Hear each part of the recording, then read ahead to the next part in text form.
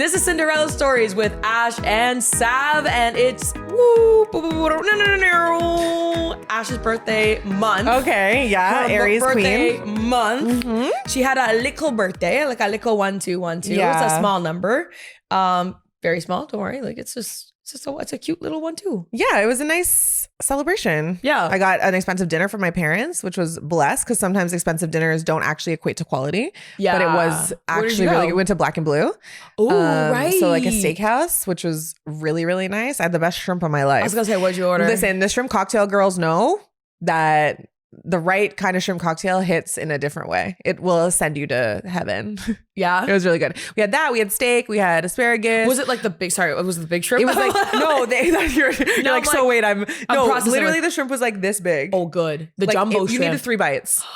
Like it was real. Amazing. It was quality. Okay, I do like that. But yeah, for you. it was I a love great that for birthday. you. Okay, good. Great birthday. Good. And then, guys, this is like torture. I don't know what type of revenge this was, but she made me go to reformers class. And I told Ashley that I only go to reformers class for her birthday. Yeah, 2 years running. Bro, We did Pilates at 1 p.m. on a Saturday. I almost died. A wellness kick, if you will. I almost died, guys. Like There were a literally- few people struggling. I texted Ashley like the day before because it's true. I have like a bit of a knee injury right now. My knee's hella swollen. I got bursitis, Listen, allegedly. I pulled up the I receipts. saw a photo. I did. She saw the photo. Yeah. I was like, I can't make this up. I wish I could, but I can't. And yeah, so I was like, I don't think I can come. And she's like, so you're still coming? Yeah, like we're athletes. You adjust. I'm like, no. You do what you need to do. No, because the thing is that you actually ruined my birthday low key because I was trying to film content and then I'm like, I'm not trying to get Savannah like beside me, like struggling, adjusting. I was wondering, I'm like, is it like ruin the aesthetic of like It did. all the formalities of It did. My Because at bad. one point you're like trying to shift position and it was just a shift in position, but it wasn't like necessarily the most flattering. And I was like, let me just I'm delete this video. crying. Let me just crop her out. Let me just delete it. But Oh no. I appreciate you coming through. Listen, there was an empty space beside you. And there's another empty space beside me, but towards like another group of people. And I was like, well, obviously I'm gonna go beside the birthday girl because also like, I don't know, dare I say I like Ashley. It's so, fine like, and fair. I'm just letting you know that I I know. had your back and didn't Thank have you. you looking like a gargoyle trying to change positions. Dude. On the Everyone's reformer. doing like a cute little curtsy. Everyone like, looks so cute and I was just like, bro, I just looking like he needs to be on the Ashley top was of a castle. Ashley was literally like I was like at one point I'm like I'm tapping out because like there's like a curtsy move and my knee says absolutely not. Yeah. And she's like, girl, plank. Go get on the go plank it. I was like, bruh. Bruh. So Just saying. Ashley's birthday reformers, it's a once a year phenomenon. But it's nice. And then you felt good after, and then we drank after. and then we drank and it was a beautiful all the calories day. that we burned. Yeah, we didn't burn much calories. Pilates is a bit of a dupe in that way. But yeah, it was a good birthday. It was good. Okay, well, happy birthday. These are for you. Thank you very I'm giving her some white much. flowers for those who are listening. So cute. It's like a birthday tradition at this point and my on baby. Cinderella Stories. I have to hold it the whole time? I And another thing, first of all. I was like, Dr. Docky, well, I'm not going to give you another doctor kit this year. Oh my God, I still have that. I'm like, that's a re-gift. I know it is. No, it's still, well, actually, the embarrassing thing is it's still in my car from like a year ago, literally. Listen, I'm that girl. I live out of my car. Actually, so I told you someone tried to rob me at the airport. Yes, you did mention At the this. airport. Okay, I'm going to put these down. Please. So Yeah, okay, I well. came back from the airport. Thank you, though. Wait. Let me take a photo. Okay. I got a new film camera. Oh my God. I had a new phone camera. I had a new film camera. Cute. Cute. To me, the ceiling. Yeah.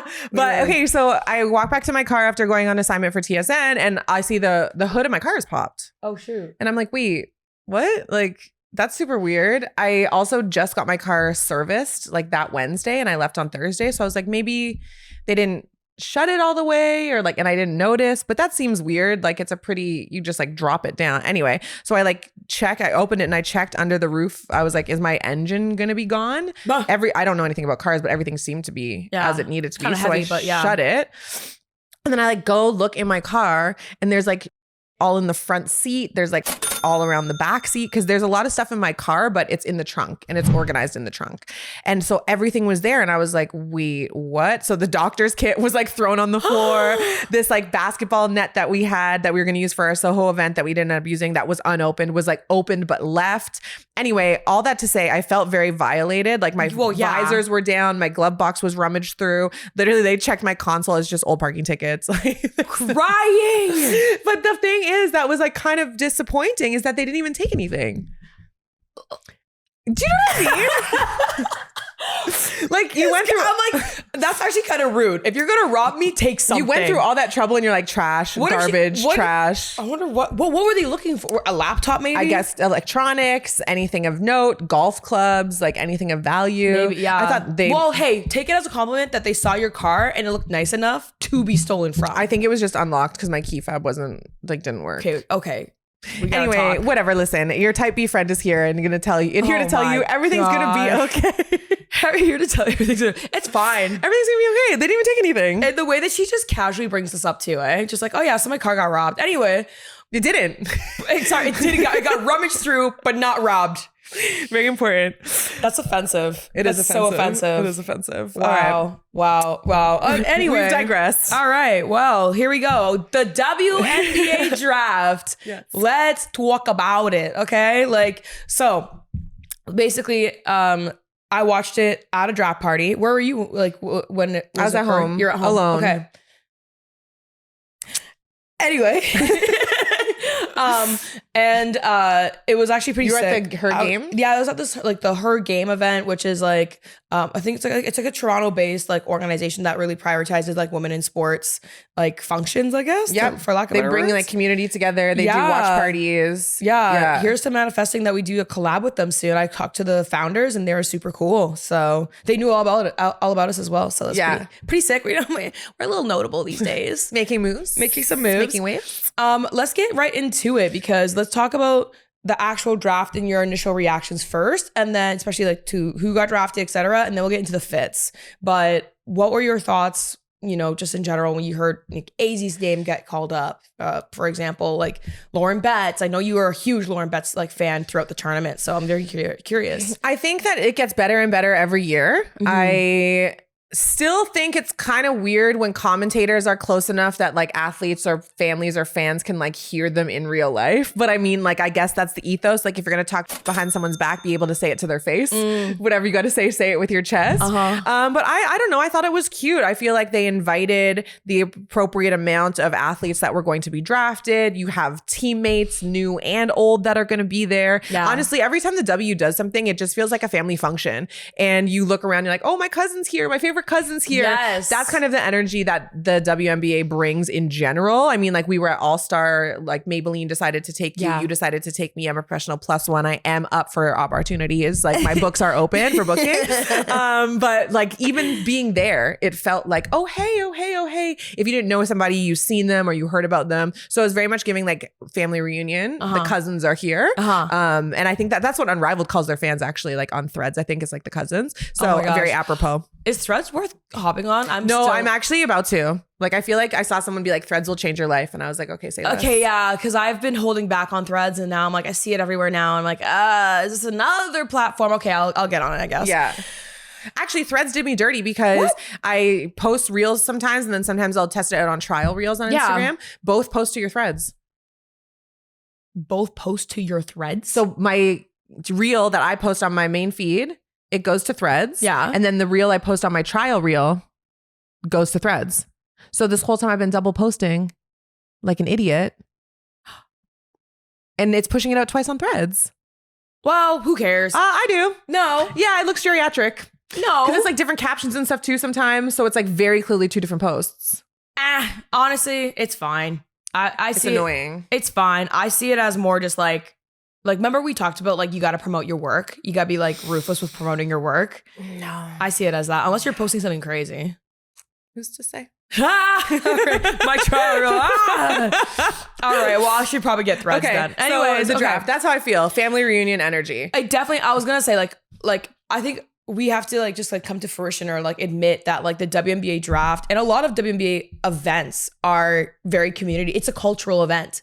It's a community driven experience for those who are like unfamiliar with any WNBA like activities, events, whatever the engagements, if you will. Like it's very like I don't know, like it's like authentic. It's like I think we're in the golden era, honestly, of like WNBA content from these types of like big activations, basically. Like everyone's there and we all know each other. That's the other part to this. It feels like we're all familiar with the players. Even when we were at All-Star, like there's parties where like the players were around and like they were like literally being like, hey girl, oh, I love your outfit.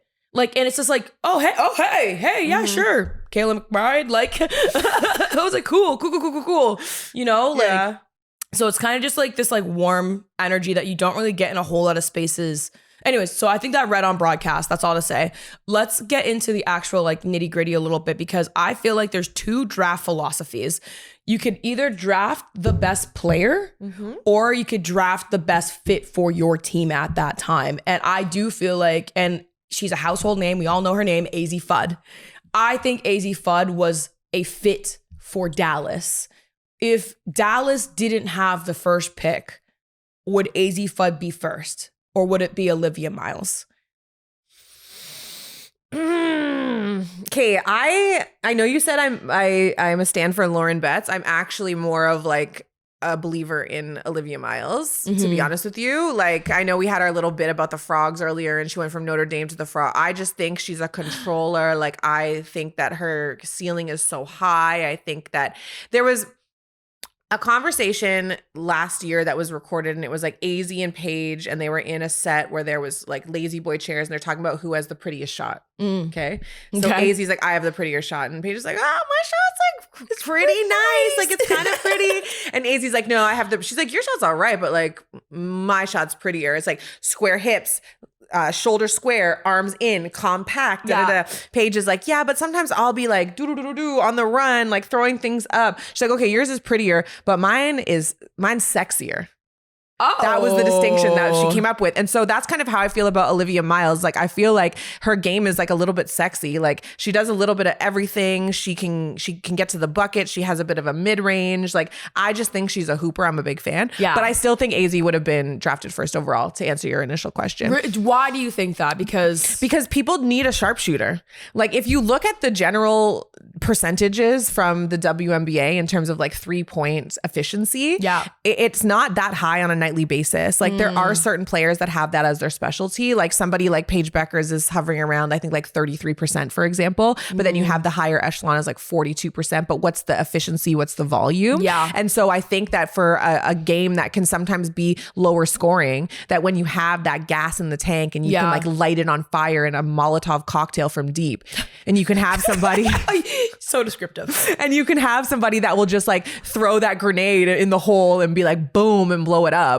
You're gonna take that. Yeah. Additionally, she has the marketing cachet and capability that people are going to flood to see somebody like her. Yeah. Flood. Azzi Fudd. Azzi Flood, one in a zillion.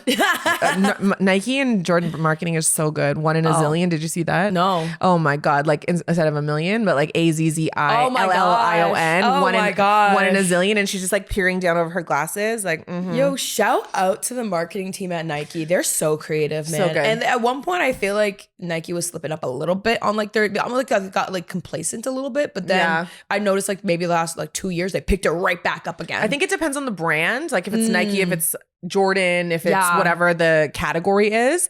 But yeah, that I really liked that anyway. So I think it would have been Azzi regardless. She just has that cachet. The only thing is that she has been injury prone. I thought that she hid in the tournament. She wasn't good. No, and that was my biggest hesitation. I felt like when it comes to Azzi, like she's a great shooter in the regular season. Obviously, there was lots of shooting struggles throughout the tournament across all the teams. So hard to even judge that per se. But I also will say that like a lot of amazing shooters at the NCAA level don't always translate the best to the WNBA. And even looking at like big old Caitlin Clark. Not like, big old Caitlin Clark. Literally put me down if someone ever describes me like big old Ashley Dawkins. Literally take me to the vet, put an IV in my main line, and put me out. No, because big old Ashley big old Sab. Oh my God. Hello, Dr. Hooks. Yeah, listen, I'd like to call about Sab, bro. I'm calling about Ozempic. Thanks. Yeah, what was the reason? I got it described as big ol'. I would like to sign up for 17 gym memberships now. Class pass unlimited. Big old. Big old. Fight By me. big old, I mean her brand. Fight me. Anyway, go ahead. Continue. Because like her brand is obviously this huge thing. We could go into that, whatever.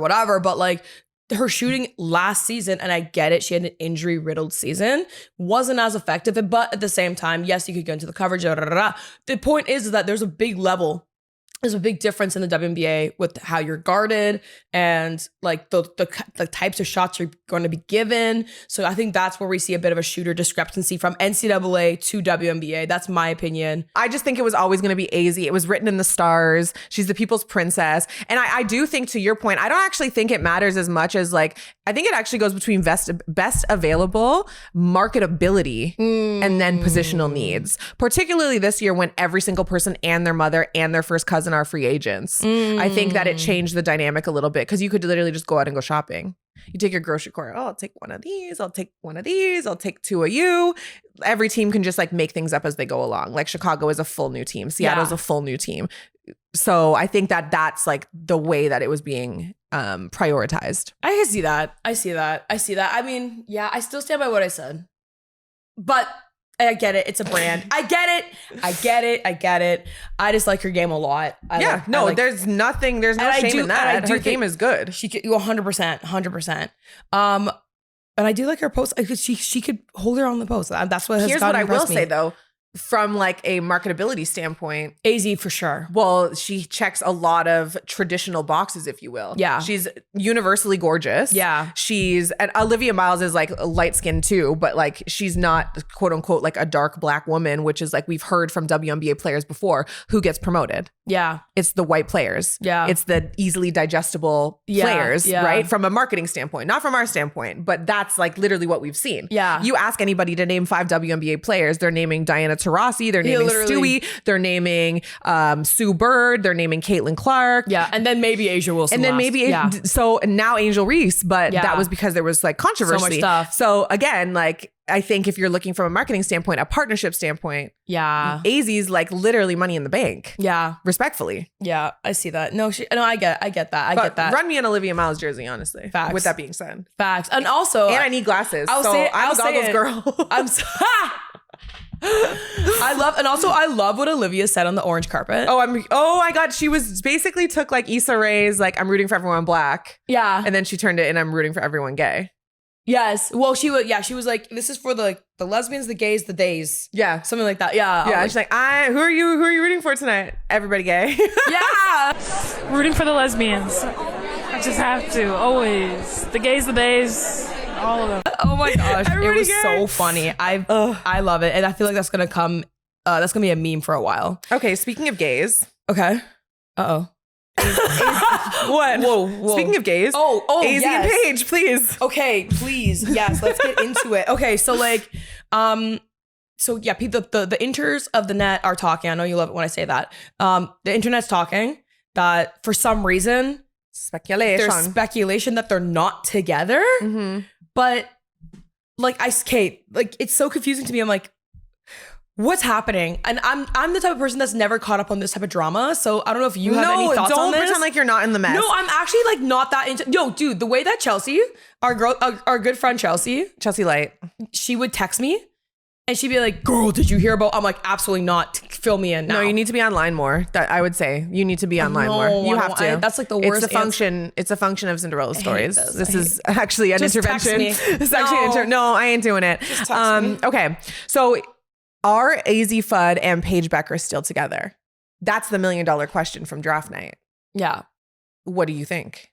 You think yes or you think no? I think they are, but I think they were keeping it lower key. And I think that's a preference for something with the couples. I did my research after you brought it to my attention. Okay. And I saw the Sarah Strong side eye and like, it could be taken two ways, 100%. Which but ways? It's also like, it could be taken like, that's your ex, or that's your whatever situationship, or it could be, goddamn, or it could be your big old hands. My big old hand. Listen, my hands are huge, guys. Yeah, we heard. We just heard. Clunk. No, my hands are like actually massive. Damn, you could palm a men's ball. I can. I know. On a piano, I could play a whole octave with just like from my thumb to my pinky, like a whole octave. Yeah, crazy. Anyway, but yeah, no, because she was side-eyeing. And so I think the side-eye was like, your girl's in town now versus like, your ex is in town now. What did you read from that? Okay, here's, according to my research, Okay. 3 things stood out for me. Okay. First, at Paige's draft, Azzi was at the table.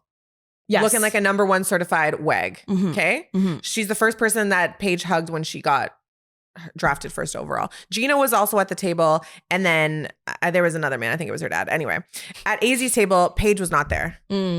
But her family was there. And she had like a lot of people. She has like 2 brothers, I believe.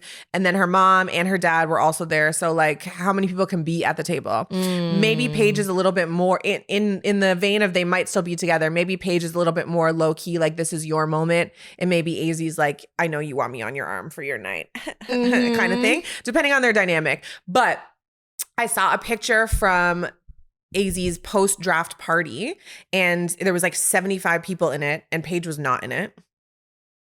Paige and Azzi did photos on the orange carpet last year together. I noticed they Paige did was not. not in it. Paige also wasn't really like dressed up like an and one. Like A basketball plus one is an and one.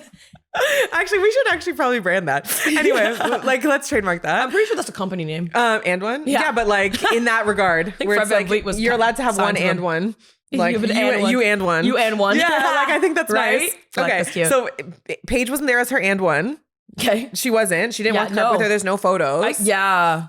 And to your point about them being like low key, no. Last year they were all in the mess. Like Azzi posted the photo and her page or her phone case said Paige Bueckers' girlfriend. Right. They were on the carpet together. They're at the table together. Like, Oh, there's trouble. There's trouble in paradise. but listen, those 2 can ball out together. So they got to put all that off-court chemistry aside for the on-court chemistry that's about to elevate the Dallas Wings. This is so messy. Oh, wait, so if Dallas drafted your ex, ooh. Depends on how it ended. But that's her star player's If- ex. If I ended the relationship, that's fine. They can come over. It's giving, okay, if they broke up with me, I fear I can't play with you. okay. I fear you must trade me. This is giving workplace or relationship. draft Olivia Miles. Bro, draft Olivia Miles, girl. That's crazy. Imagine. No. Also, okay, we gotta talk about I would the hate fits. that. Yeah. Because So Azzi's carpet fit was like, it was good. She looks good. She's a pretty girl. Her glam was on point. Her hair looked gorgeous. Her actual in venue dress Bro. was so beautiful. Ting. She looked so good. So good. Yeah, it was really lovely. It was very complimentary. The color was great on her. She looked ethereal. Mm-hmm. I really, really liked it. Flau'jae was... She looked really good. She really looked regal, but I'm just laughing because I heard somebody say she looked like she was going to a different event than everybody, and she did. Like it was giving like, okay, so I used to watch soap operas with my gram and my nana. Yeah. And we used to watch Young and the Restless. Yeah. And I don't know if you've ever seen like the introduction to the Young and the Restless. I feel like everyone has, especially if you're from a West Indian household. I used to watch Bold and Beautiful, my mom. So it's same. Yeah. So like they have the slow-mos of them like turning Yeah. and like looking all whatever in like their furs and stuff. That's what Flau'jae reminded me of. Yo. Was like, and like again, non-derogatory. It was like very glamorous, like about to look over my shoulder for a glamour shot. Like the makeup was great. The hair was great. The body was tea. Like it was statuesque. Yes. So I think she was the best dressed of the night, but I think she looked like she was going to like the freaking like Oscars, the Grammys, Met yeah. Gala. Like Facts. she was just in a different league. Yo, she was, you talk about ethereal. Like that girl was like beautiful. Okay, picture this. Oh Lord. Okay. I'm ready. Give me your media response first. Media trained response. Okay. And then I'm going to re-prompt you again. Okay. And then you're going to tell me how you really feel. Okay. Okay. Mm-hmm. With the 8th pick of the 2026 WNBA draft, the Valkyries select Ashley Docking. Okay. There's been a trade. I look good in purple. Oh. Okay. You're heading to Seattle. Yeah. Oh, I look better in green. This is your media trained advice. Oh, you didn't ask a question yet. This is just a prompt. What do you mean? So I Like, how do I feel? yeah. Oh, I don't know. Well, Prompt. Media. I don't know. I would probably just say like, I'm excited to be drafted in the W and whoever wants me, I want them. Okay. Yeah. Okay. Like I want the person who wants me. Yeah. All right. Okay, now let's do it again. Okay. With the 2026 of the WNBA draft, the Valkyries select Ashley talking. Yeah. There's been a trade. You're headed to Seattle. Uh-huh. How do you feel? Same way. What? Same way. You're too media trained. No. Guys, she's a prof. Doesn't count. No, because like really and truly, okay, so if I'm Flau'jae, like I feel like the Bay would be a really good fit in terms of like her. For me in particular, like Seattle, the Bay, like I don't give a shit. Really? Oh my gosh. No, I was like, oh, rude. When I saw the trade, okay, first of all, I was thinking she got drafted to the Valkyries and I was like, okay, clap, clap, clap. I take umbrage to the fact that you think I'm too media trained because you don't, first of all, if I knew what the trade was, basically me for 2 seconds, I would feel disrespected. Because it was basically that though. No, it was. But like in terms of just the place, I firmly believe, and you know this, we've had this conversation about a lot of other things. I want to be where I'm valued. Oh yeah. And I want, so to where so you're the wanted. Valkyries want to draft me and then they want to trade me to Seattle. Bye. I guess I'm getting some rain boots. Yeah. And I guess I'm wearing my hair in a slick back because the curls are not going to be, they're not going to like the humidity. Crazy. No, I feel like looking a mess. if I was a player and I didn't have any context, Okay. like I would be like, okay, great, I'm going to the Bay. The Bay is beautiful. And also for Flau'jae, it's California. You know, she's already like this like brand in and of herself. The vibe fits her. It completely Yes. fits her. They already came up with like Flau'jae. Yeah. Bro. Ew. Yeah. Like I like it in theory, but I don't like it off the tongue. It doesn't. I don't. Flau'jae. It sounds like moisture. Like it also sounds moist. like cooking, like when you Flau'jae. flambe. Oh, Flambe. They're already coming with like all the things, Yeah, and I'm yeah. like, yo, I'll be on the beach. Like you can find me, whatever. Like kicking it to go to from like that in theory to like one of the rainiest cities in North America.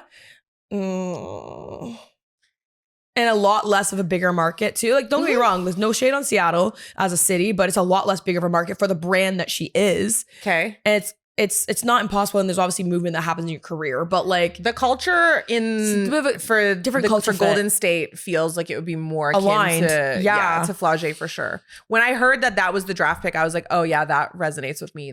I'm aligned. yeah. But the craziest part wasn't even the trade because like ultimately it's a business and Yes. these things happen.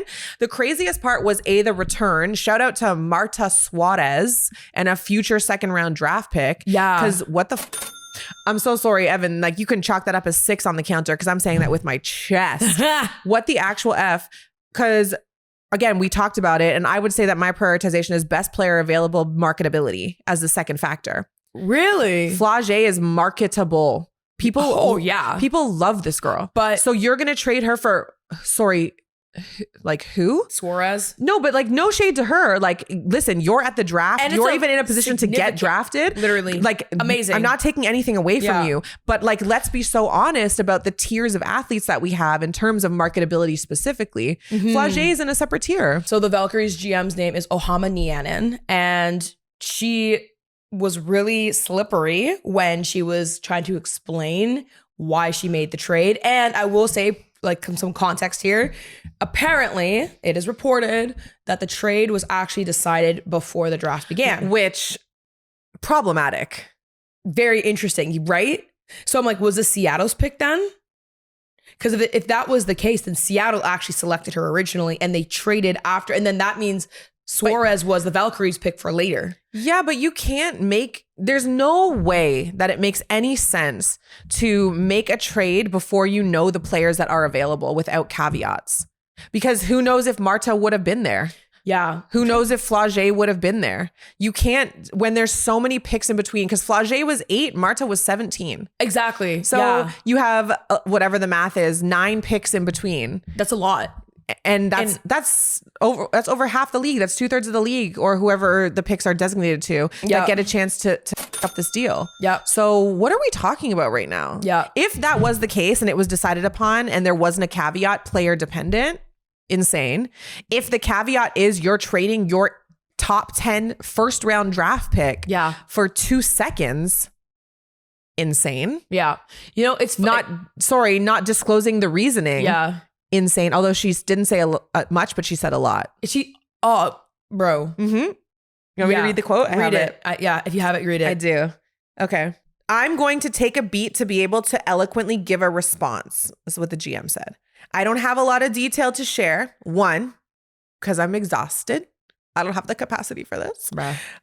Two, because I want to be very thoughtful when I'm talking about other humans and their basketball abilities and how they would or would not show up for our squad. Huh? No, we're reading between the lines.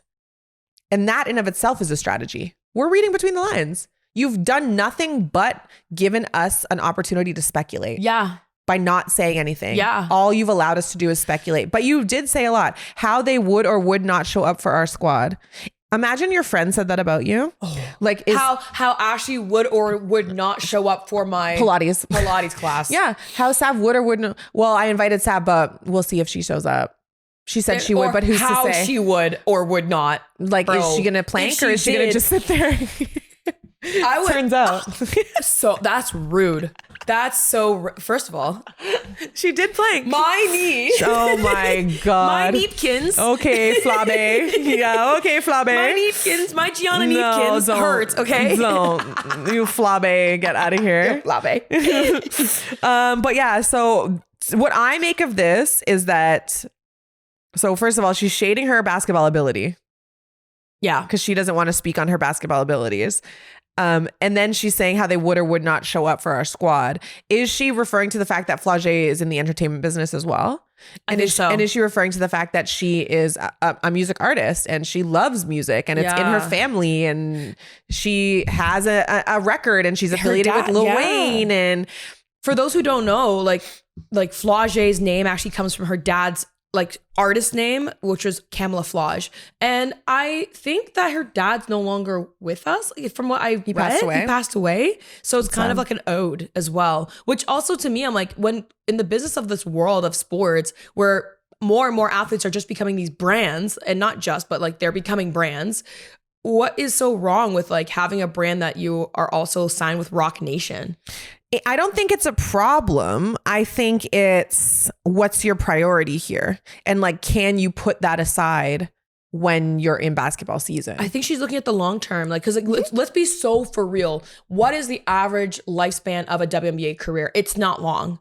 It's not long at all. Like, well, now with the money, I feel like these girls are gonna be hanging on like the edge of a cliff, white knuckling. It's still, whether with even with or without the money, like we saw, was it Charlie Collier? Yeah. Who from the 2021 draft? Yeah, she's in the league for 2 years. She was in the league. She was the first round pick, number 1 that got cut, and she was only in there for 2 years. And so like, and that's without the money. And I'm sure she wasn't playing for the money. I don't know. I think that is a little bit of an unfair comparison, especially the way that things are now with like the way that it's moving, the extra roster spots, the developmental roster spots. There's so much things are changing. It's hard to judge that. Also, how we're talking about how there's going to be a developmental league. There has to be. After the next round of expansion teams, like the 2028, 9 and 30, whatever the next round is, with like Philly and Detroit.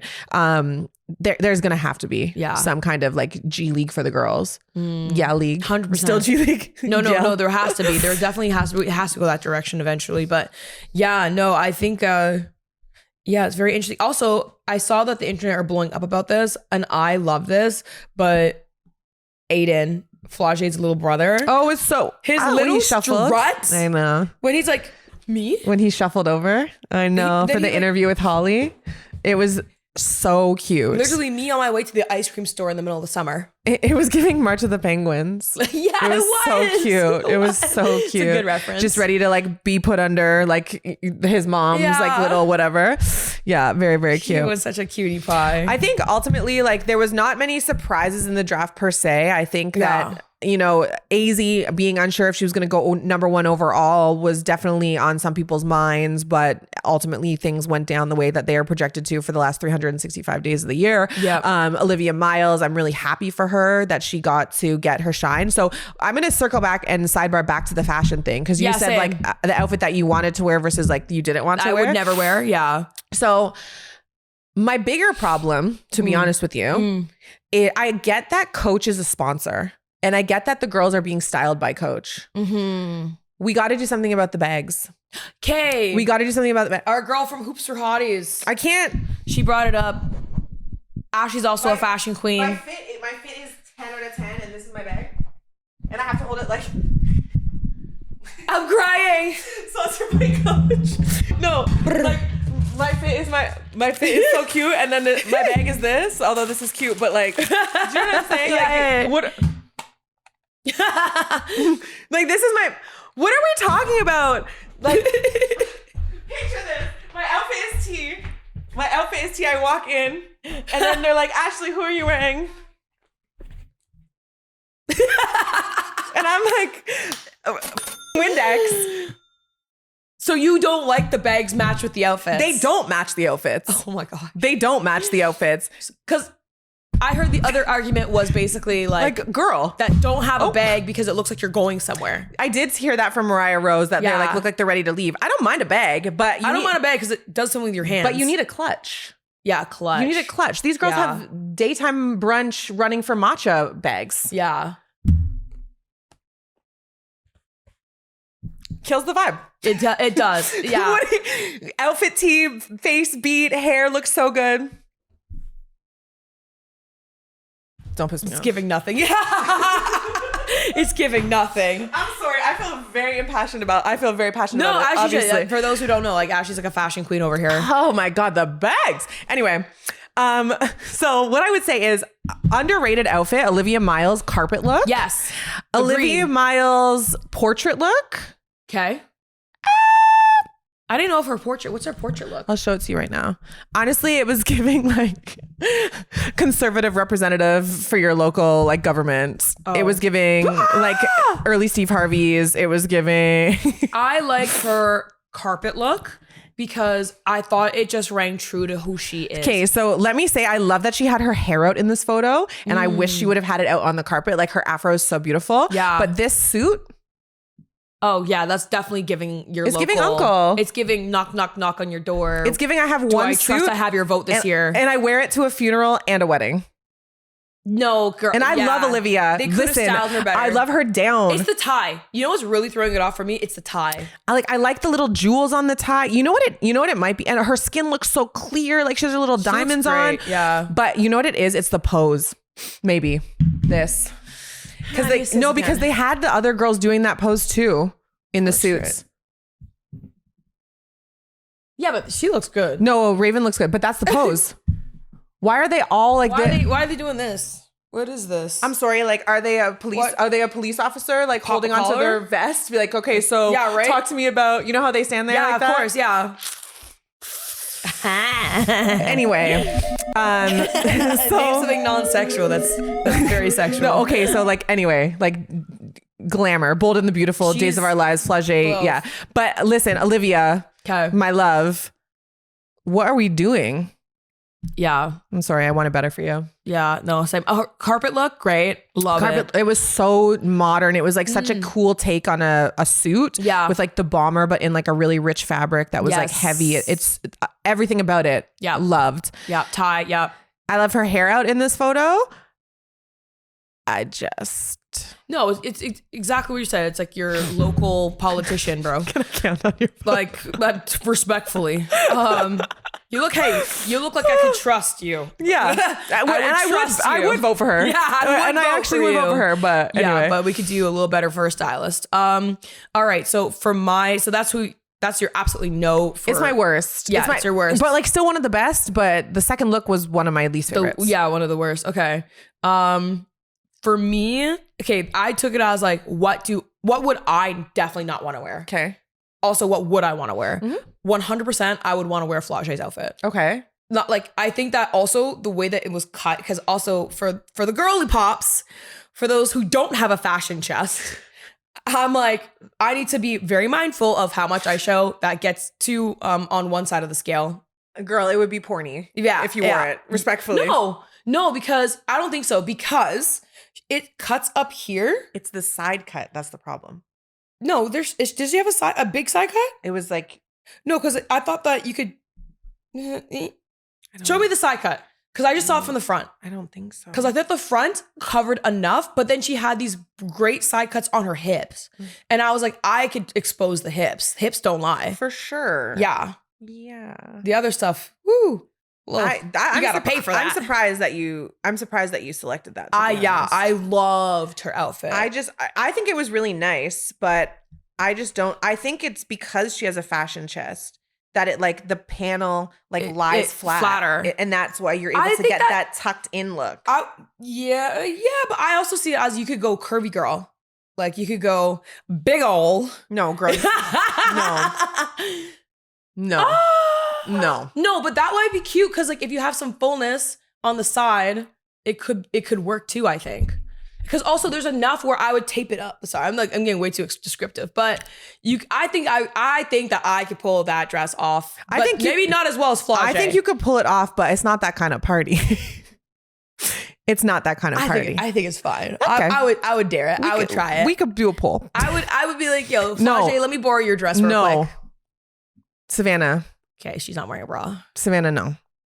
I'm telling you. I need the side changes it. I need you. That's what I'm telling you. I need you to trust me on that. Okay, fine. My second one I would wear is Cody McMahon. Okay, for that reason I'm out. My second pick would be Cody McMahon. Okay. She was the one that wore the red suit dress. Yeah.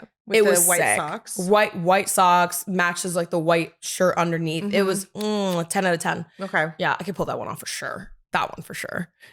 Yes. That's a safe bet. I want to be daring. I like the Flau'jae outfit. I want it to be me. No, for sure. But you're delusional. Stop it. No, like, let me help you because crushing my dreams. They wouldn't be talking about who you got drafted to. They'd be talking about the GM would be like, and how she fits on our team. Your nip slip would be like front and center news. It would be giving Janet Jackson. Yeah, sorry, whatever. love. You got to pay for that. And then, the one I would say that I would absolutely not wear for sure, Gianna Neepkin's dress, the white deep cut on the carpet. It was a no for me, dog. Okay. Mm-hmm. Yeah. It wasn't giving enough, and it's like it's like wannabe Marilyn Monroe. I think it's a pretty dress. I don't necessarily think it does a lot for her skin tone. I think it blends in too much with her skin. Yeah, toga party. Okay. Yeah, I could see that. I just think that like she has kind of like that ginger hair look. It kind of matches the orange carpet in a way. And I didn't mean it like that. Anyway. That was crazy. I didn't. No. That's not my intention. So that photo looks nice when it's like warmed up a little bit. But it's Coach though. No? I agree. She would look good in like a teal dress. Like that would pop out. I hate teal. Oh, I love it on certain people. Not for myself. Ugly. But I think she would look good in something teal. Anyway, okay. There's something that you brought up to me in our production call last night. Some tea going on, specifically in the NFL regarding a reporter as well as a NFL coach. Do you want to tee this one up? Sure. So NFL reporter for The Athletic, Diana Russini, was spotted on vacation with New England Patriots head coach Mike Vrabel, and there were a number of photos circulated around about them by the pool, kikiing with floaties, on a rooftop of a bungalow, linking fingers, double hand, and then in an embrace where his hands are around her and then hers are like on his like hip bones. They're both married. That's just crazy. To other people. That's why I don't believe in work wife and work husband, by the way. I agree. I do not believe in that whatsoever. So the fallout is twofold. They both had to put out a statement denying the claims. Mike Vrabel's was very clean and concise, and he's like, this is ridiculous. I'm not giving any credence to this rumor. I'm not talking about it no more. Hers was a little bit more pragmatic, and as a reporter and somebody who has a reputation that is going to get hurt by accusations of infidelity because the woman is always targeted and the woman always gets it worse. Yeah. She had to put out a more significant statement, but also denying the claims. At the time, the New York Times, who own The Athletic, also put out a statement in support. Saying like, we have the utmost faith in her. She's worked with integrity. She's a professional. She has X amount of experience in this role. Like, we stand by Diana. Then fast forward a couple days later, there's an investigation that's going on. And now the New York Times / The Athletic is sitting there saying like, yeah, we actually have to look into this a little bit more because there's questions about ethics that have been risen. Because the New York Times has a staunch set of regulations and rules that actually, what does it say? The New York Times are investigating the potential conflict of interest because of the standard of conduct set out by the New York Times. So basically they're saying you cannot operate or engage in any behavior or relationships that call into question your ability to be unbiased, continue to report with ethics, and not seemingly be doing any favors or having anyone's ear to the point that you might be influenced in your storytelling and or reporting. So that's what they're investigating. Which is a pretty standard media contract. No, I'm not sure if like most people know that. Like that's like, it's like behavior clauses. It's behavior clauses that, like you can't basically jeopardize the quality of your work being like basically a biased because you're in a relationship or potentially whatever you're doing with somebody that you're also covering.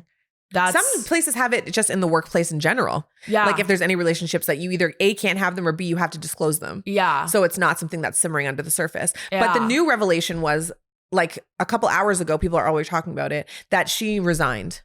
So her contract is up in June, but following the announcement of this investigation that they were looking into her standard of conduct, she resigned with a legal letter that says I did see that she stands by her work, that every story that she has is vetted. She's a professional. She does this, that she refuses to be exposed to any of these allegations or any of these what's it called? Speculation. Yeah. So she's taking herself out of the narrative. However, the New York Times investigation, I believe, is continuing on. Regardless. Which means that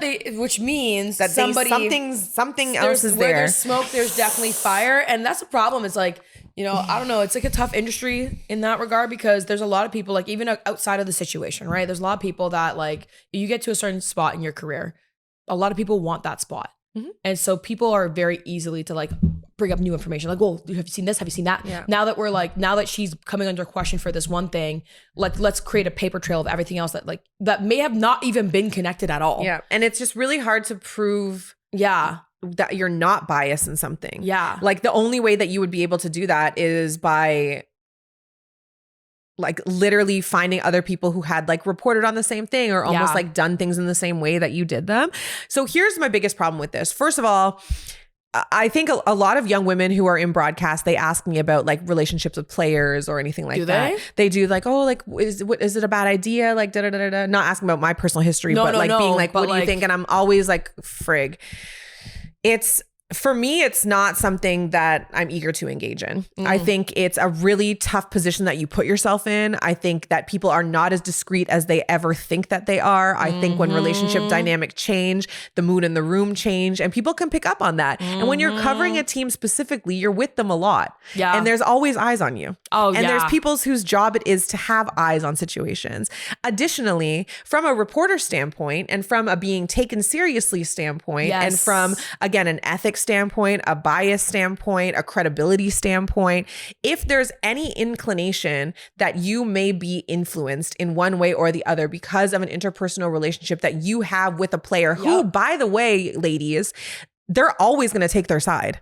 If there's ever any fallout, who do you think is going to get the axe? You, a reporter who may or may not have the credentials and credibility, which Diana Russini does. She literally works for a publication that's affiliated with the New York freaking Times, or the athlete who they've invested in, or the coach in this case who they've invested in. The multi-million-dollar athlete that they have invested so much in. You're always going to be at the bottom of the barrel. Yep. It's always going to fall negatively on you. Yep. Secondly, all these guys talk. They all talk. You think something's DL. Someone knows. Yeah. So now something goes crazy or something goes sideways, or even just like you thought it was a private matter. Everyone knows your business. Yeah. And now people are looking at you funny. Yep. You walk into a room, maybe you feel self-conscious. Now it affects your ability to do.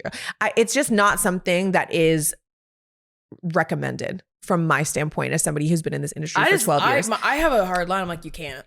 Also, like they're all out here cheating. Bro. So that part. allegedly. Allegedly. We saw Allegedly. like what the WAG from the NHL. She came out on TikTok and she was like, oh, all of our husbands are cheating, girls. bro, I knew your girls were husbands were cheating, and then I found out mine is, so I'm burning it all down. I'm burning it down. So again, there is so much to lose as women in this industry, but I will say that it is very unfair what's happening to her. It is a double standard. It is, and that's what drives me crazy, because it's like, okay, let's talk the photos alone. And here's the thing. Let's just pretend. For me, if that's my man, the photos are cheating. Yeah. Let me just say that. Yeah. You want to lock up? Who links hands with someone that they're not intimate with? Lockup is... I agree. Listen. I agree. But here's the thing. Even if it was in some way, shape, and form semi-innocent, okay, like, you put yourself in that position. And that's where I'm like, because, you know, we have both traveled with teams. We have both covered teams where you cross paths at a hotel, at a place, out of this. Summer League, Vegas. There's so many.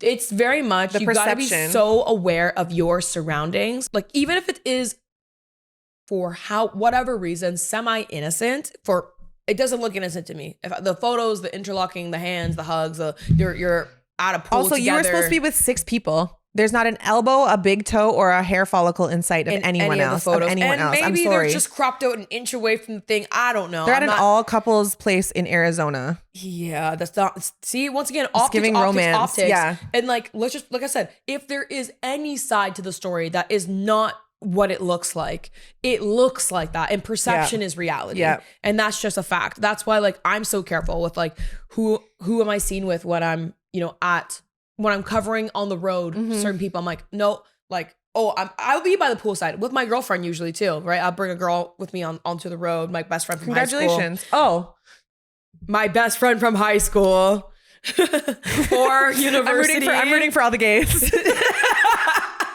That's why you liked what Olivia Miles said. Good for you. I'm an ally. I love that for you. I'm a strong ally. You're strong. Listen, big old ally. I pray for the day I wake up and go another way. A big old ally. I pray for that day. No, but your point is so good about the optics. Yeah. And like, I think that, again, like, it's a lose-lose for women in this industry a lot of the times, because it's so much easier, in my opinion and experience, for men to establish relationships with these players and coaches. Yeah. And that's how you rise up the reporting rankings. Yes. Is insider information, different kinds of answers, trust, scoops, a heads up on something. Yeah. You become a mouthpiece essentially for these players, teams, and agents. Yeah. But that's based on relationships. And so, to your point about perception, even the perception of like a flirtation with an agent, for example, could fall negatively on you and blow back on you. Even, again, this has happened to me before, when it's literally just a platonic relationship, a work relationship with some man. It's not even us that are making it weird. They're taking liberties, they're taking the kindness as a sign that like you want something more to happen. It's like, whoa, I'm here in a professional setting. I'm just saying hello to you. It's not a thirst trap. I'm just pretty. Thank you. It's no, okay. You know, like the whole part of it, like, you can't be nice to and this is just like a general universal rule. Being nice to a man thinks that you're coming on to him. Weird men, yeah. Like a lot of men, I would say, not just weird men. Like, I think that, I don't know, are men not used to like having women be nice to them or something? Because like literally, I would say that like the moment that you're like just a friendly person, and I get it, like sometimes like some people are just naturally a little bit more flirtatious, whatever. But for the most part, if you're just nice to them, they'll take that as she wants me. Yeah. No, bro, I don't date in Canada. I don't date, period. No, I don't want you. I promise you, I don't want you. I actually just want an exclusive interview. Yeah, literally. One of your new players. So like, but then now you bring it to the workplace and they're being like, oh, like I could see them being taken as like, oh, that reporter's really nice. It's like, I'm doing my job. Okay, I literally had an interaction when I had one of my first jobs in the industry, and I'll lay it out a little bit here. There was a senior member of the front office staff who got my number, I don't know how, texted me at like midnight when we had gotten home from a game night. So I think I got home at 11:30. I was like getting ready for bed because I worked at breakfast television. I had breakfast television in the morning. Texted me, hey, like, are you around still? Like the arena. Okay. And I was like, no, like I'm not. And he's like, I was like, why? Like and I was like, this is weird, but I was like, if you need something content wise, this person and this person are still around. He ignored that and said, so what are you doing? And I was like, well, it's midnight. I'm getting ready for bed. Yeah. And he's like, oh, okay, cool. Like, and then just started talking to me, like just chatting. And I'm like, wait, how did you get my number?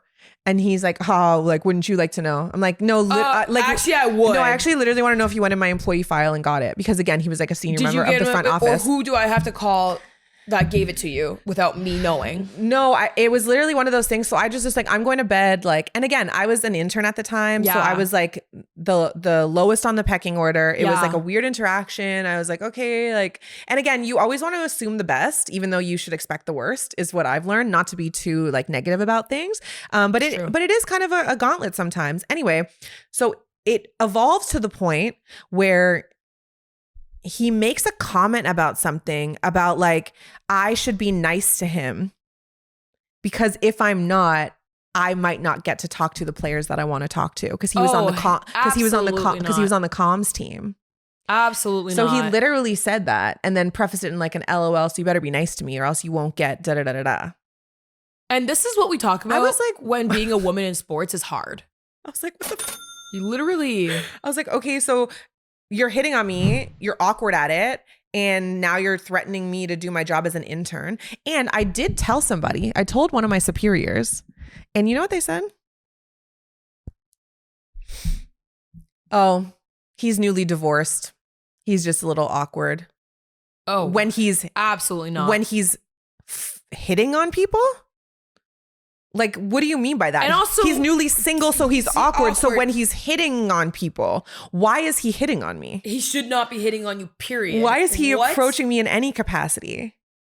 And that's the excuse that you got. Like, boys club. But that's what I'm saying. Boys club. So what? He's getting a divorce. Why is he being awkward to me? Oh, so you understand that he's trying to hit on me. And you're not even addressing that part. And then so what do you do from there?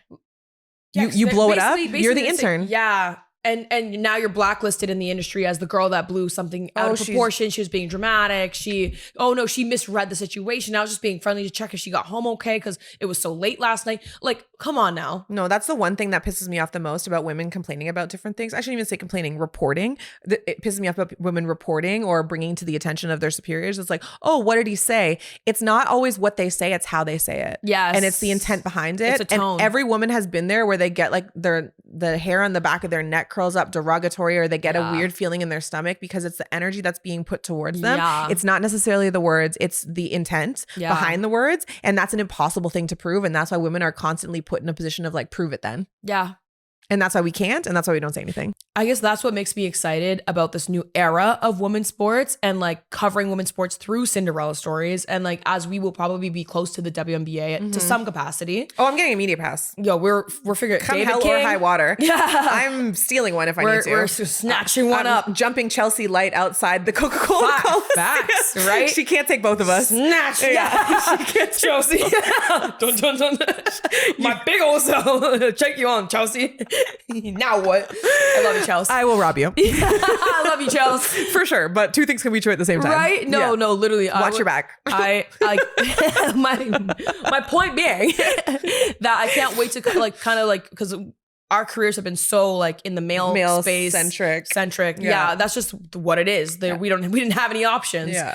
But I'm looking forward to this new era of women's sports, specifically as a reporter, because you do get to have those interactions that men take for granted. Like male reporters and media personalities just have naturally. Like they could take a coach aside and be like, "Yo, coach, what was that?" At the end, they have like this bro code thing, and I've already noticed, like just by being around like the tempo, a tone shift. And it's like, it feels just like an equal. It feels safe. Wow. First of all, it feels safe. If Lord forbid we have safety in the workplace. Bro, if another coach slides into my LinkedIn DMs, bro, I'm burning it down. I know, exactly. It's not even just one. It's been multiple. Multiple? Yeah. Wait, pause. Why LinkedIn? God, coaches, why LinkedIn? Because plausible deniability. For LinkedIn? It's a professional networking opportunity. For LinkedIn? I'm just telling you that is plausible deniability. You didn't DM me. You didn't slide in. Oh, I LinkedIn messaged her. You sent me a LinkedIn message. I have a tie in my bio picture. I'm telling you, it's not, you ain't slick, brother. You ain't slick. But yeah. Wow. No, listen. I've heard of the LinkedIn messages. This is not new information. I've heard of these. I know we were talking about the same person. Yeah. But there's been others too. That's crazy. That still move the same way. I know who you're talking about though. Crazy. Anyway, wow. Shout out this to has the been a juicy episode of Cinderella Shout out to the Stories. LinkedIn lovers. To the LinkedIn lovers out there.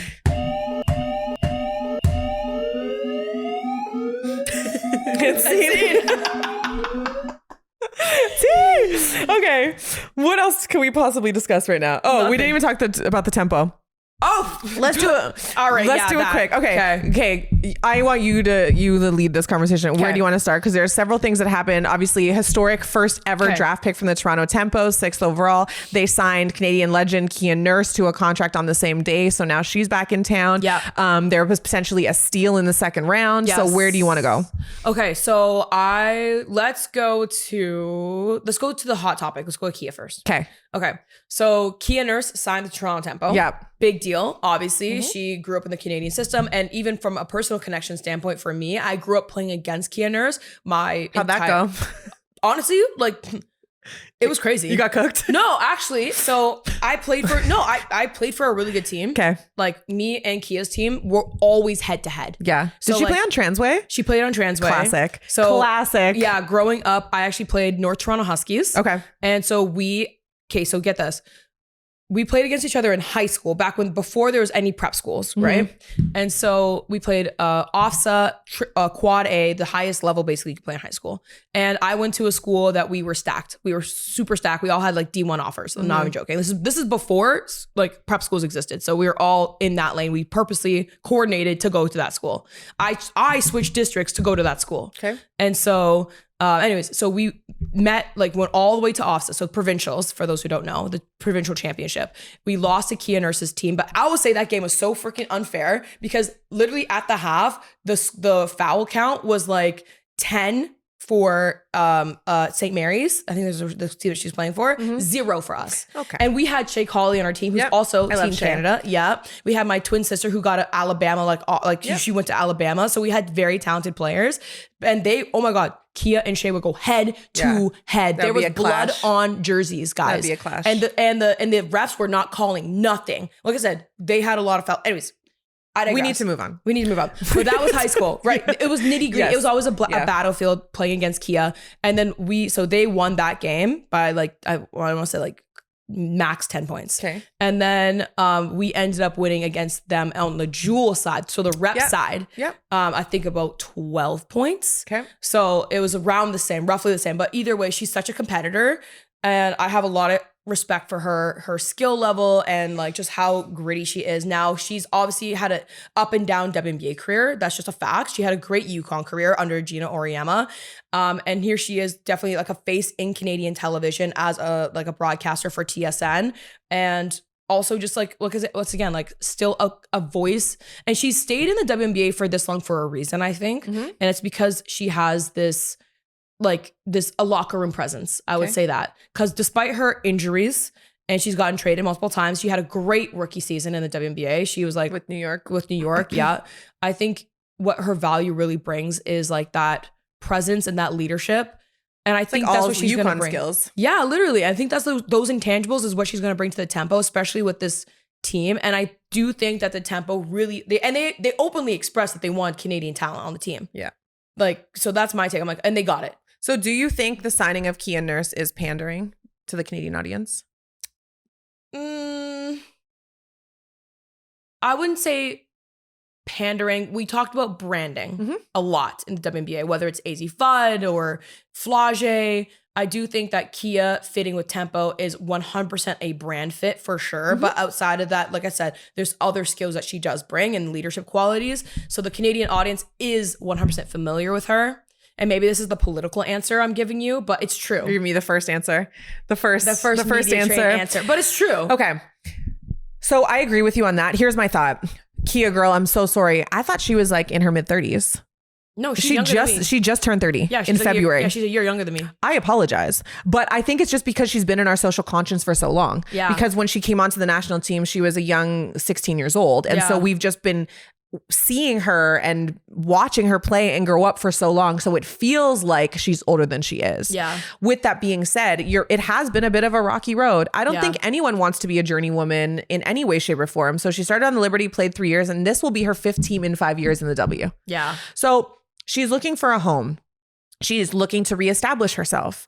And I think that this is an opportunity for her to kind of get that second act in her career, because 30 is not old. No, especially it's not. Especially, I would say for a women's player too. No. Like we reach our physical maturity and our performance peak later than men do. 100%, actually, and our sexual maturity. Yeah, but it's true. but workplace relationships. Yeah. But it happens later, and so I think that she's has the chance again if she stays healthy, if she maybe gets to like her peak physical fitness, like she stays in the gym. Hit up your sister Tamika, she's a trainer, like, do you know what I mean? So utilize everything that being at home has to offer, and it takes a little bit of pressure off.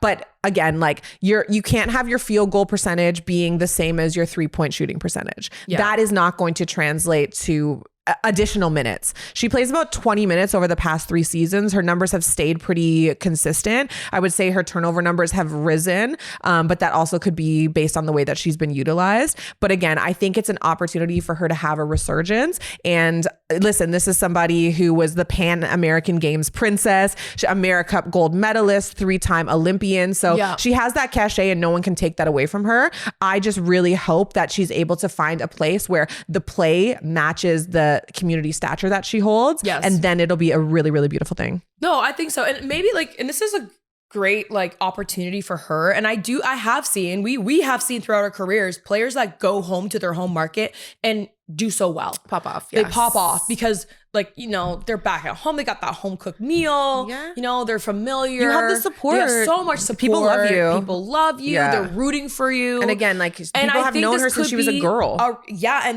Trust me, since 15, she was on the national team. Yeah. And so I think this could be a revitalization almost, like a turn corner for her to hit that stride that she did when she first entered the league.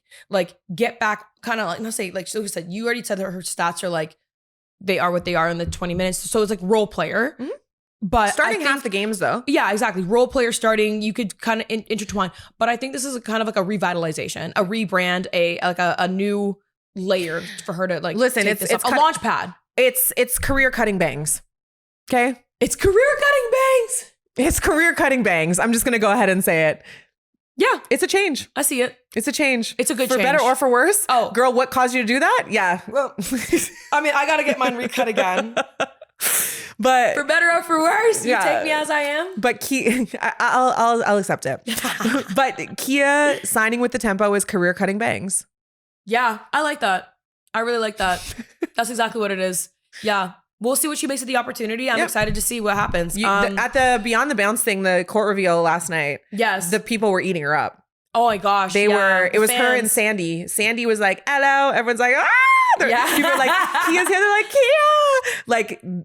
Again, she has the energy and the push behind her. Yes. And so really just hoping that she'll be able to, just find a next level. Honestly. Yes. Okay, let's quickly touch on the tempo picks as well. Yeah, we have a few minutes left here. Kiki Rice. There's so much to talk about today. Oh my gosh. But so the Toronto Tempo, they picked Kiki Rice as the 6th pick. They picked Tioni Key as the 22nd pick, Saffron Shields as 26, and I think it's Charlize Dunn. Yeah, Charlize Dunn. Yeah, at 36. And the last two are actually Australian, and they will not be reporting to training camp.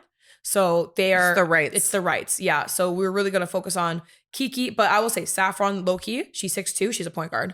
So she's going to be nice. Yeah. And she has that relationship with Sandy, of course, because of the Australian national team. 100%. Yeah. But let's talk Kiki Rice and Tioni. Okay.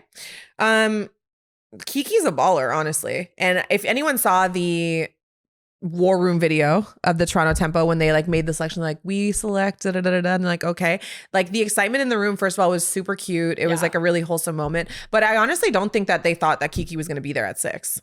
No. I think that they had her higher on their board and they're like, okay, wishful thinking. If she falls to us, obviously we're going to snatch her up. Like those girls did the Coach bags on the carpet.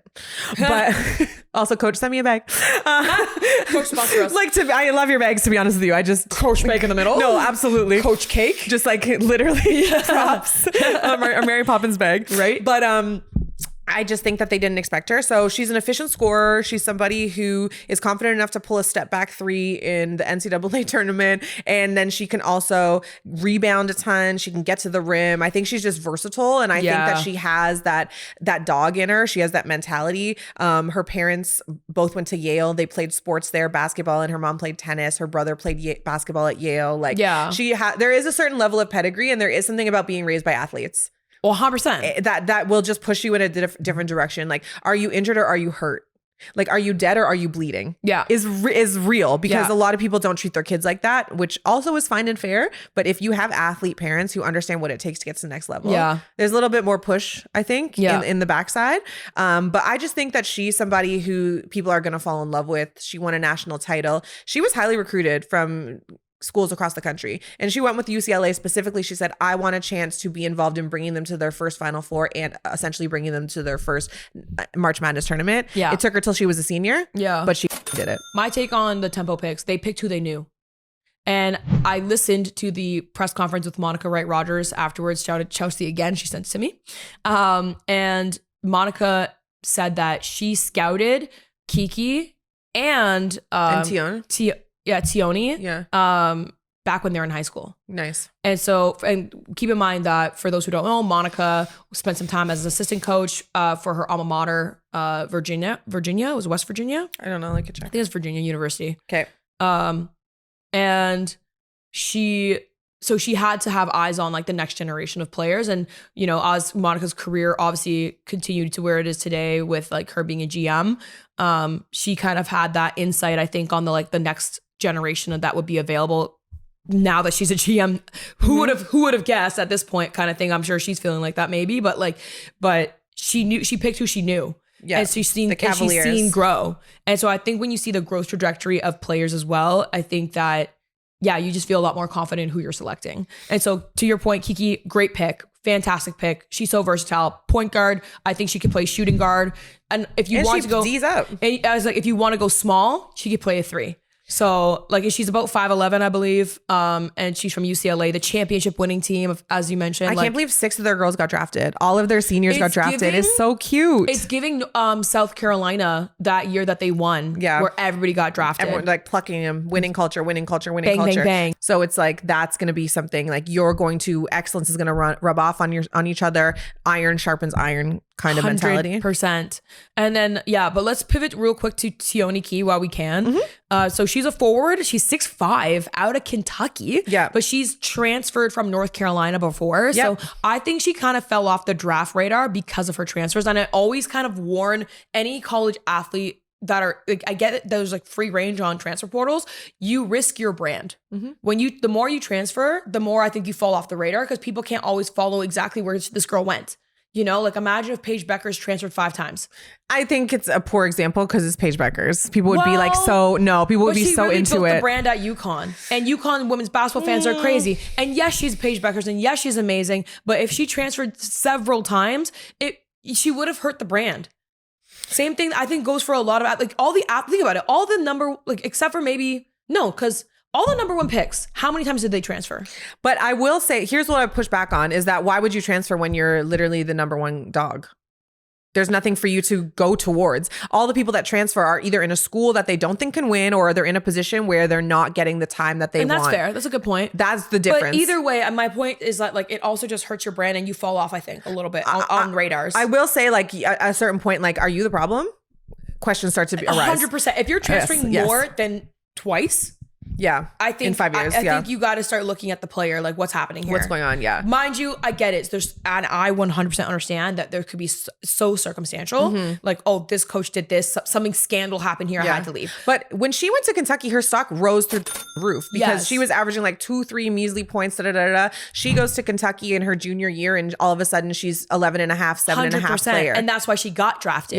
100%. That said, I think she's a steal of the draft. I think she's the diamond in the rough. Okay. Because people were like unfamiliar with her. It almost seemed like, why wasn't she drafted higher is my question. And I saw her game tapes. I will say this, like she can put the ball on the floor and go all the way through a press. Like she can break a press single-handedly. Love that. And I saw her, her 3-point shooting percentage is not great, something around 13%, but she takes threes confidently. And from the video, no, I'm not even joking. She's giving those players that find their shot in their pro career. You know, there's a lot of them that actually find their shot in their pro. Yeah. That's what I'm seeing. I think something that they can work on. It's like you're going to see her 3-point shooting percentage shoot up 20%. Because if you have the confidence to take it, and I will say the form didn't look bad either. Although there's literally nothing worse than your teammate who has the confidence to take it, and the last thing that you want them to do is take it. Yeah, you're just like, no, don't pass it to her. Like, why are we in a fast break right now and you're pulling up from deep, bro? I know. Your shooting percentage is 13. I know. But please, either way, I'm please, not Savannah, mad. stop shooting it. I'll continue to shoot it. I'm a shooter. Please, shoot. We're gonna need a sub. Shoot. We're gonna need a sub. Carly Clark, we're gonna need a sub. So Carly, shout out to Carly, my former university coach, now assistant coach of the Tempo. That's crazy. No, that's actually insane. I love that for her. But the only thing I'll say about Tioni, the last thing I'll say is that she needs to get in the gym. And like, this is not a slight to anybody. It's just like, it's a big girl game down in the plane. Yeah. And we already talked about the fact that in the W, it's an inside game to a big degree. Yeah. People are bodying. And I think a lot of people who were casual fans got introduced to the physical nature of the W in a large way the last couple of years. Like, wow, these girls are really beating up on each other. Yeah. And she knows that too. She's talked about it, that she needs to get stronger. She can't get bumped around. Yeah. If you don't come with a solid base and you're not a big old girl, yeah. like it's going to be tough for you to acclimate, I think, for the first couple months of the season. There obviously is a way back from that. There is a way to adjust. Yeah. But I think it's way more difficult to be in the post than it is to be a guard. Yeah. There's just so much physicality. You get beat up. You get beat up, but I think she can get on the glass. I think she can be successful on offensive rebounding. And so I think that she can be a nice player, a nice little role player until she kind of smooths out the edges. Yeah. Hey. Well, 16 days and 4 diary entries later. Yeah, facts. Well, this has been our longest episode yet. Hope you enjoyed it. Don't forget to like, comment, subscribe. There's cake waiting for Ashley. I was gonna bring it to the thing, but it's okay. She's gonna eat it off cam. Mucky up her face over there. But yeah, so yeah, like, comment, subscribe, guys.